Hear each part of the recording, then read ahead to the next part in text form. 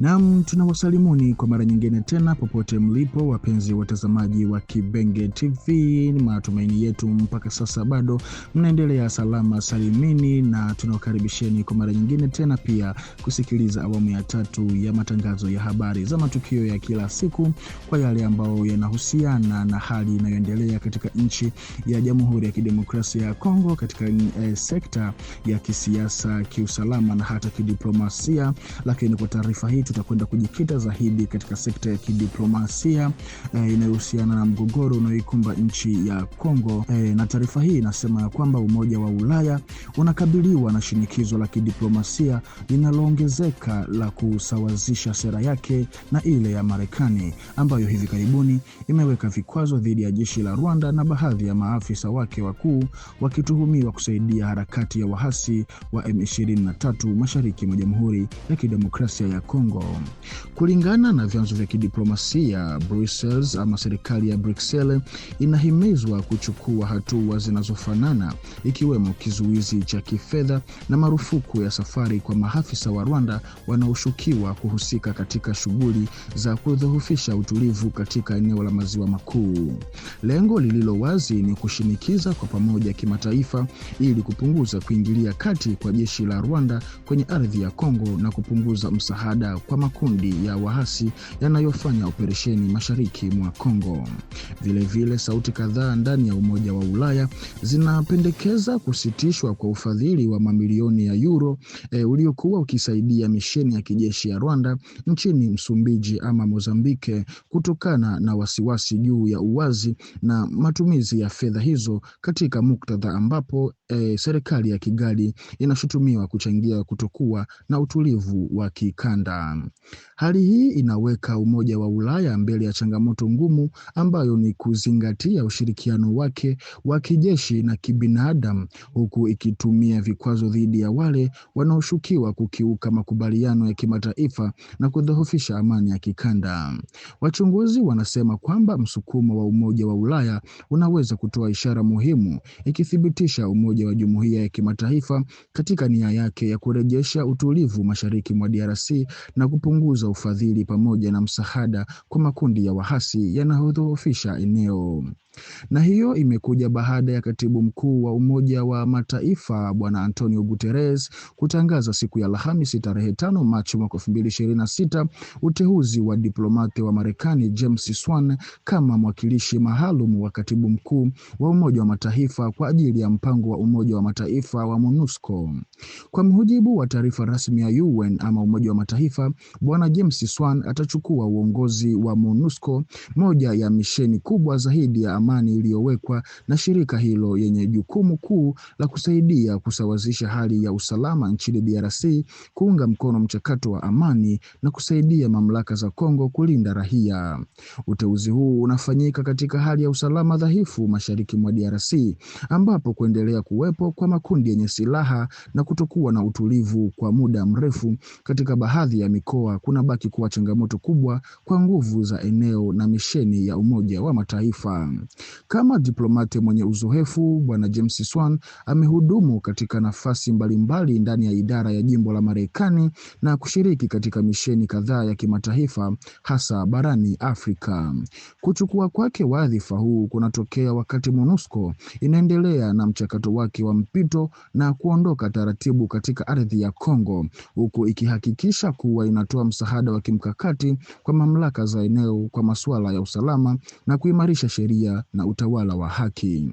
Uteuzi huu unaashiria kuimarishwa kwa dhamira ya Umoja wa Mataifa nchini DRC, ukisisitiza umuhimu wa uongozi wa kidiplomasia wenye uzoefu mkubwa ili kuunga mkono ustawi na utulivu wa maeneo yaliyoathiriwa na wahasi yaliyoathiriwa na migogoro ya silaha nchini humo. Na tukisalia hapo hapo kwenye masuala yanayohusiana na migogoro inayokabili mashariki mwa DRC, na pia kama hatua ya kuadhibu kuingilia kati mashariki mwa DRC, idara ya jimbo ya Marekani ilitangaza hiyo jana Ijumaa tarehe 6 Machi mwaka 2026 kuzuia visa kwa maafisa wakuu kadhaa wa Rwanda. Wanaoshutumiwa na Washington ni wale ambao wanadaiwa kuchangia kutokuwa na utulivu katika eneo hilo kwa kusaidia harakati ya wahasi wa M23 AFC USA na kwa kuikwepa mifumo iliyowekwa katika makubaliano ya Washington yaliyoingizwa Disemba mwaka 2025.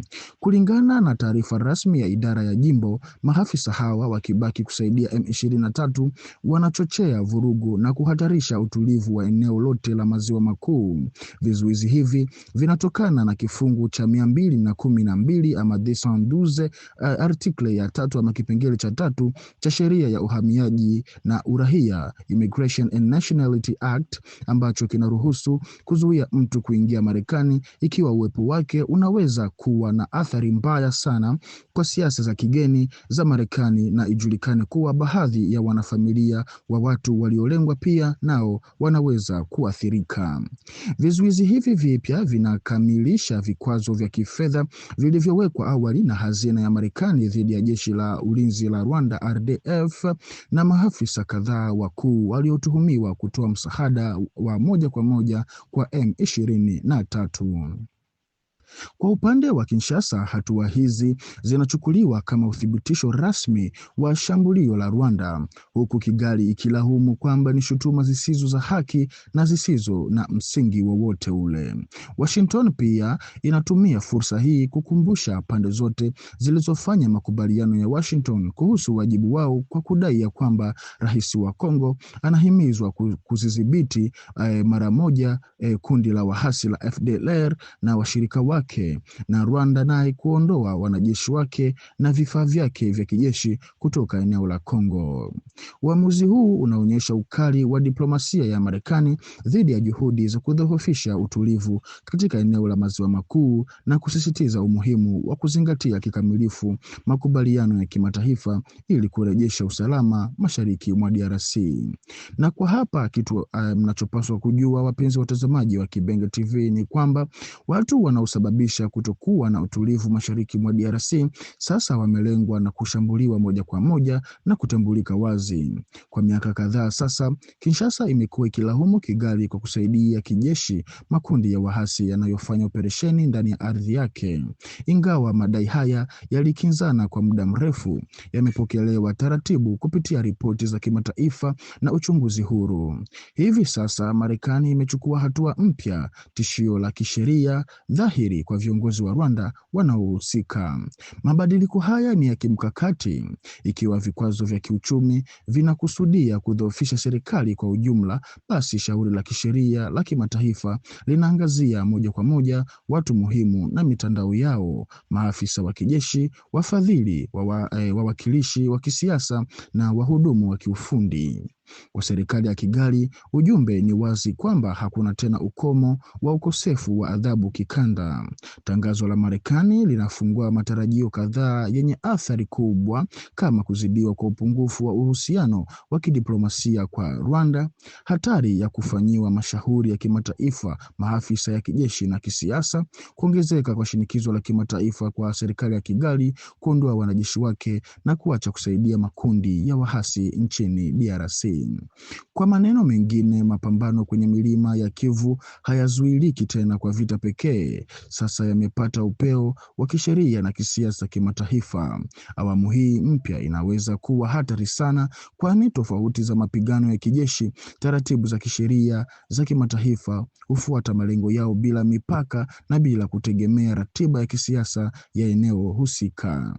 Kwa Kinshasa, tangazo hili ni chombo muhimu cha kudumisha uhuru wake.